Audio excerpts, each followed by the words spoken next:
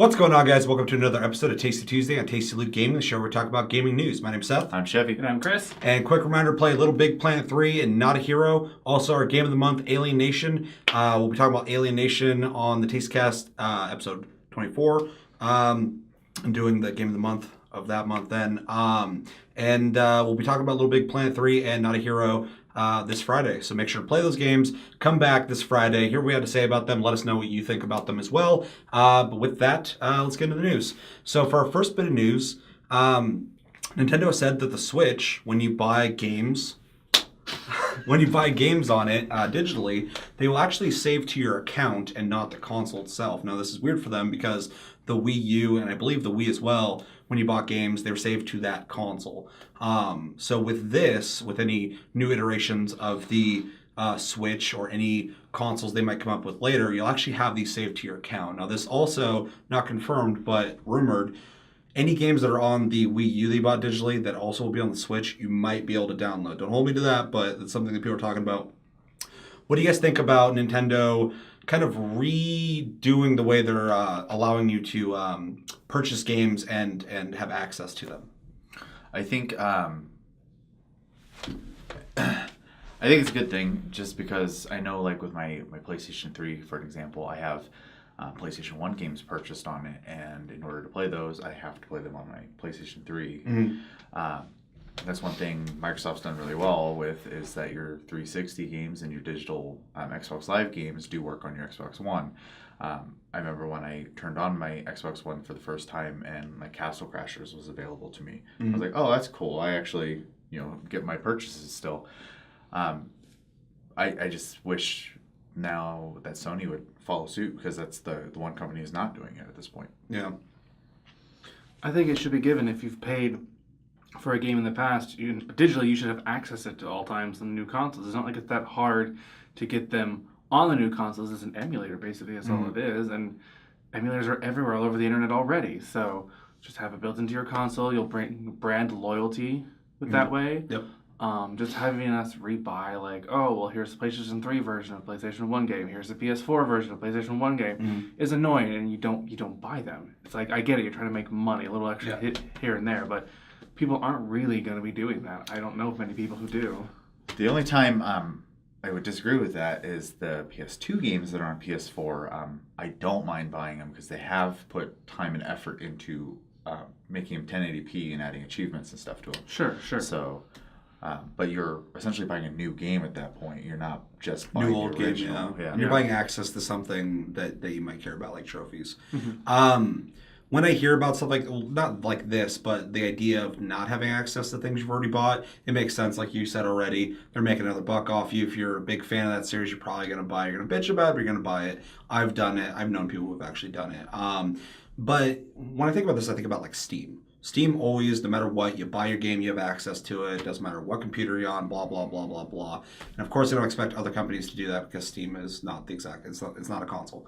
But it's cool. Like you said, brand loyalty. If Nintendo does this, that's just another check mark on the list of things. I'm like, Nintendo's doing this right. I think it's really smart. I think it's good. I'd like to see more people do it. Like you said, Xbox does it as well. Mm-hmm. So, I mean, the only one that really needs to get on board with this is Sony. And Sony does so many things right already. So when there are things that they don't do right that everyone else is doing, it's just like, wow, I mean, at least they got that. Well, and they've shown that they're not opposed to change. I know this is about Nintendo, but Microsoft's, the Xbox lets you use a hard drive to install games on. Mm-hmm. That is now coming to Sony here later. So no, Sony's been very adaptable, and I think that, I mean, the E3 when they were announcing the Xbox and the PS4, Microsoft went first. And there's a bunch of things that was rumored about the PS4, and all those rumors were squashed because the negative, reaction to all the stuff Xbox announced. PS4 fucking swept the floor with them. Yeah. It's like, we're not doing that. That's stupid.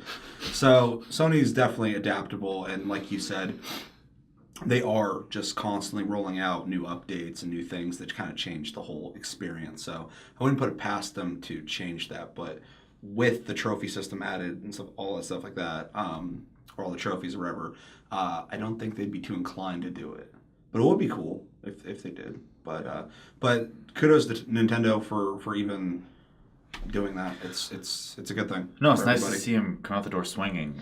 Yeah. They need this because at this point, they had successful hardware, but it's left bad taste in people's mouths at this point. Mhm. So they really kind of do need to work on loyalty for sure. Yeah. I mean, they have their hardcore fans, obviously, but like the three of us, I like Nintendo, but I'm irritated with them all the time. I'm burned by them, So, but I think the Switch is going to be the redemption. I really do.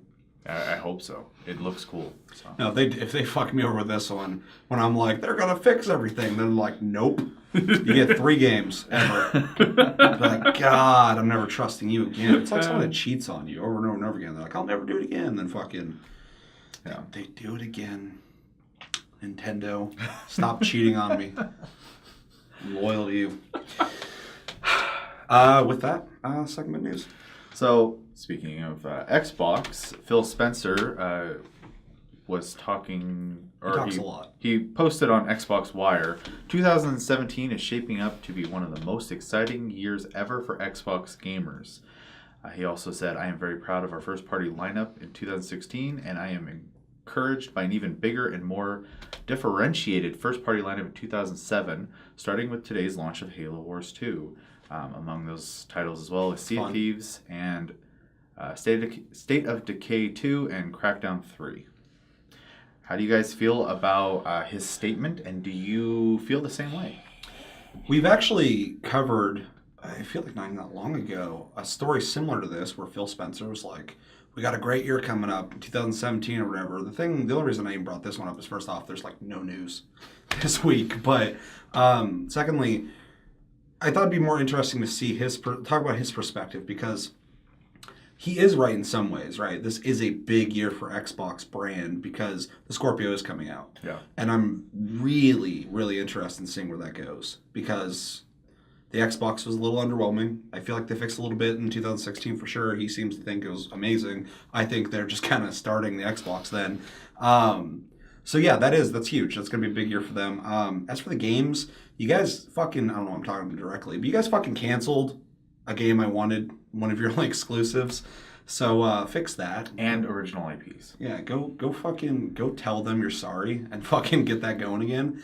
But the games that they did talk about that are coming out in 2017, I'm interested in all of them. Even Halo Wars 2, I was like, this game is kind of shitty. And then I played it. There's actually a video of that. Go check that out. You literally see in that video me go from I'm not into this game to I like this game. So yeah, there's some good games. I'm really fucking hoping though that at E3 they'll announce some games that are coming out like this year. They did say they have big news this year at E3. A lot of them and Sony have already like booked their times for E3 and stuff. So yeah. So yeah, I'm hoping he's right. I hope there's more in store than what they have as for the lineup, because it is exciting, but it's not. 2017 is going to be fucking awesome, exciting. So yeah, I'm optimistic.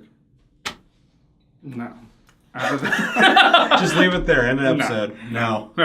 After the cancellation of Scalebound, which is like really the only game that was appealing to me on the Xbox, I have no real big expectations for anything other than everything's going to be sports games and first-person shooters. That's all Xbox has been for a long time to me. Since they've had a beginning. fair amount of like RPGs here and there, but even those were kind of mediocre. So I'm not expecting too much personally, because they don't really appeal to me as far as their games that they try to get out there. Yeah, like I think about Xbox, and like I bought one because I'm stubborn. I'm like, I need to buy one. I want It's access. the bro console. I'm not a bro. Come on. But I bought one just because I was like, I want, specifically I bought it for this channel. I was like, if we're going to do this channel, I want to be well-rounded. I want to be able to talk about Xbox One with experience. And I bought it, and I'm not unhappy with it. I think it's a great console. It just lacks games or whatever. But the more I keep seeing what they say and what they roll out, I keep thinking about people like you, that this isn't for you. Mm-mm. This console's not for you in any way. it's barely for me. It's barely for you. Like, Yeah. and it kind of is for me. Like, so I mean, like, you know, it's just in that aspect, it kind of sucks, because I would love for you to be excited to pick up an Xbox One and want to play, you know, games and shit. But like, I can't even blame you. I can't even like try and convince you. Like, well, you might like no. Like, it doesn't really offer you anything. There's nothing I want. Yeah.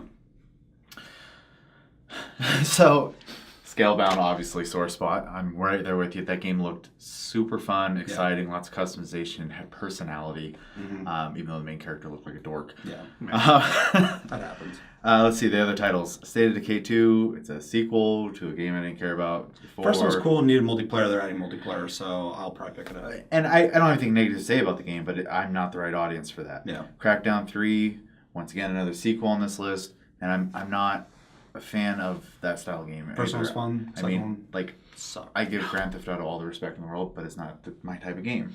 Well, in that game, you're like leaping across buildings, throwing cars, putting your friend in the car, throwing the car. Sure, but the format, you know what I mean? Yeah, they're fun. They're fun. Halo Wars 2, sequel, also another... I mean, I don't even play a lot of RTSs on PC. And then Sea of Thieves, I do want to play. Yeah, me too. So there's one game coming out in 2017 for me. 2017's a big year. So I don't think it's a big year. It's nice to see you guys have some exclusives come out. I think that's great. And I hope at E3 you guys have this some surprises like, hey, this game's actually coming out holiday this year. New original IP. That kind of thing. I don't know. I want a reason to play my system. The only reason I play it is Forza Horizon. Yeah, which is a dope game. It is fun. It's really good. And Halo's fun. Yeah, but other than that, I mean, it's hooked up to my TV because I needed a Blu-ray player, a 4K Blu-ray player. Quantum Break's also good and you fuckers didn't buy it. How fucking crazy is it that Microsoft is not a small company? Nope. It's a huge company, and the Xbox division makes money. So even if you're going off their budget, maybe it's separate than Microsoft. How fucking crazy is it that they can't get more studios going? Why didn't they do one last year with another studio as well? I feel like they've been over the last few years just closing down studios more than they've been acquiring. Well, even the Scalebound thing, they didn't close them down because it wasn't theirs, but they cut that contract. Yeah. It's just crazy. They have the resources. What's the fucking problem? I don't get it. I can't fucking get it. It doesn't make sense to me. Yeah, I don't know. I mean, and here's the bummer part is last year's E3. I thought Xbox came out real strong. It was a really, really good conference to watch. But none of that is showing up now, it seems like. Yeah. No. So I don't know. It's all talk. It bums me out. So I really I'm hopeful because I have a system. I want to use it. With the exception of the UI of the system, I don't have any gripes about it. I just don't have anything to play on it. Yeah, the UI needs to be fixed bad. Any last thoughts on Xbox's big 2017? I hope it goes well for you, and I hope you invest in some other companies to make games. Announce new shit this year, coming out this year. Diversify your fucking games. Yeah, I'm with you on that. Yeah, diversify your bonds. With that, into our third and final topic, because, like I said, not a whole lot of news. Microsoft, again, talking about... They acquired the streaming service Beam last year, and they're actually talking about how they're planning on utilizing this for the Xbox One. I don't know much about Beam. I've never used it. I barely heard of it. But I guess they're going to make a really strong push to get it out there, get people using it. But the big thing that they're talking about, very vaguely, is Beam is going to allow people who stream and people who watch streams to interact with each other. It also said that you're going to be able to play games with people streaming while watching them stream. So what I'm taking from this is kind of in the sidebar or something, you're gonna be able to watch people stream while you're playing games. What do you guys think about my speculation, your speculation, and Xbox diving into its own streaming service of Twitch? Well, before you shake your head, YouTube jumped into it as well. I don't have much experience with it, but I know that they're finally addressing a way for streamers to get paid at this point now, because Google usually does things free at first and then adds revenue later. It's only fair with the amount of money they're making off it. Yeah. Even though YouTube is a money sink for them. Yeah, that makes sense. But I haven't heard any complaints or anything about it either. People still use it. So I think there's room for other platforms out there. I know Ustream was a thing for a while. I don't know if it still exists. I only heard like a couple people who've used it. I know it got removed from the PlayStation's streaming That's options, not good. though. But no, I think it's great if they can take something. Here's the thing: if you can take something that already exists, innovate and make it better, then good. That's the point. That's what people should be doing. Not only does it make a better product, but it forces everyone else to do the same. So I would love to see this be a successful thing. I mean, I'm curious to see what they mean by, being able to like interact better and play with the streamer. So, yeah, I'm with you 110% on that. Like, I think there is room because there's not a whole lot of streaming sites. There's Twitch, there's YouTube, a couple other smaller ones. So yeah, get some more competition in there so people have to start innovating. I mean, Twitch really lacks a lot of features in my opinion. It works and that's fine. It does what it does, but it doesn't have a whole lot to it. So if Beam can come out and offer something like the interactivity so interesting that people are like wanting to try that. They're like, oh, that's so cool, you can do that. Awesome. They got to nail it though. I mean, like if they're gonna spend money on it or whatever, and just hope that people are gonna be like, oh, I want to stream on that. I mean, you got to offer something else. Everybody else does that already. So, yeah, it's got to have really good features, and the interaction between viewer and streamer has to be worthwhile. One other point real quick. Sorry, Chris. Something that so sorry. Something that YouTube gaming does that Twitch doesn't do as well. If you've ever gone to like a large streamer's room, chatting's impossible, right? It's just a mess. Well, Yeah, just part of the revenue fix on What are you YouTube talking gaming about? is because both websites you can tip the person, but in the YouTube gaming one, if you tip, your comment gets pinned for X amount of time at the top so people can read it. So you essentially get to buy a place in comments. Now, is it going to matter to a lot of people? No, but there's people out there that they want to be heard, and essentially, and they can pay for that. Trolls. And the streamer can get access, gets the money for that. So there's definitely room to grow. I mean, YouTube is showing that, and then if these guys can also show it, I think, I just it's interesting because it's been around, but it's booming right now. So.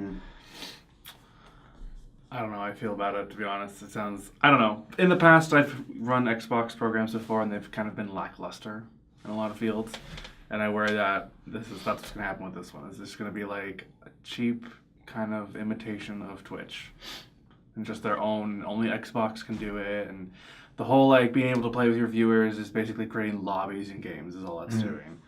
And I can't see many applications outside of maybe shooters and fighting games. Maybe a couple sports games that would... offer that to be like a viable thing. Like a fighting game, yeah, you create lobbies and each person gets to fight the streamer who's in the lobby. A shooter, it'd be difficult if you're going against the streamer because then you have an advantage of seeing where they are and stuff like that. So I don't 7-second delay usually on streams. There's usually like a 7-second delay on streams. True. although up to 20 seconds sometimes. Yeah, but I mean, you still get information. Yeah. I don't know. What would it take for you to be interested in it? Not even just Beam, but any streaming service. Especially as like the a new guy one. who watches people stream more than Dude, anyone like here. nonstop. So.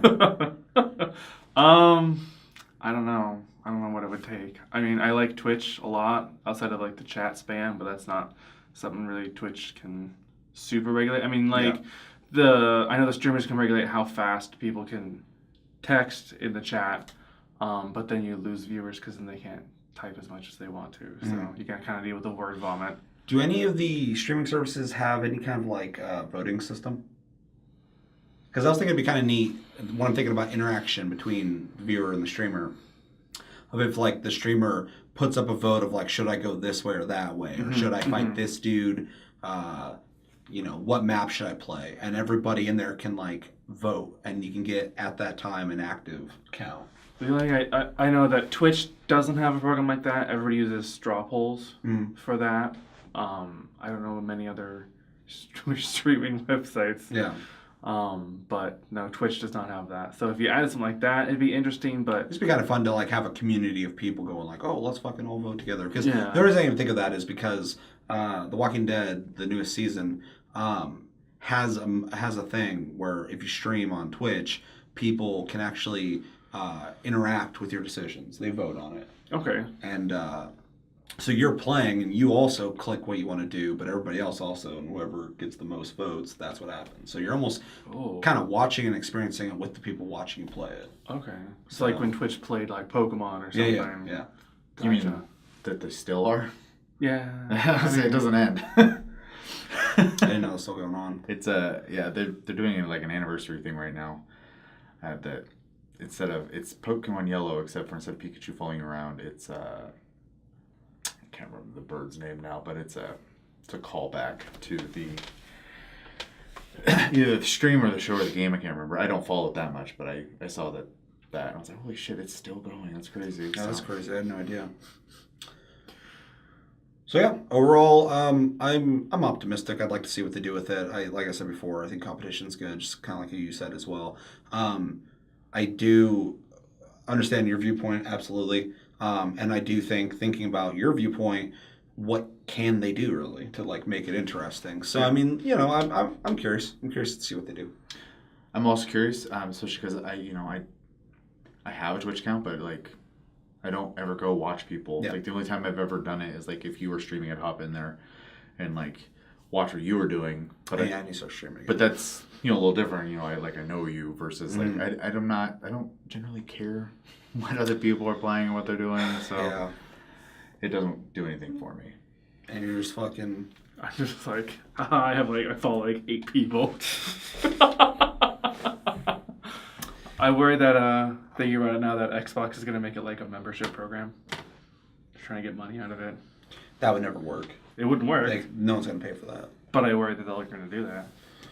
I wouldn't put it past them. Shamelessly advertise, because they're really good at that. Yeah. They are really good at that. Really good at that. Everything's like, hey, you like this? You could buy it right now. You're playing the beta? Buy it. Hey, you don't have Xbox Live? Here, hit X to buy it. You're in the middle of driving in a race. Oh, do you have Xbox Live? We see you don't. Want to get some? Can you wait? No, buy. Playing. We'll see what happens, though. But with that, I think it's got to do it for this episode of Tasty Tuesday on Tasty Elite Gaming. As always, thank you for watching. Make sure to like and subscribe if you enjoyed this episode. Make sure to check out our other episodes. Check us out on Tumblr and Twitter, Tasty Elite Gaming. Check me out on Twitch, Sleep Division, all one word. Check Chris out, Tasty_Fruit on Twitch. And yeah, as always, thanks for watching, guys. My name's Seth. I'm Chevy. And I'm Chris. Until the next episode, I believe I will be, or Chevy might be, playing Neo. Have a good week, guys, and take it easy.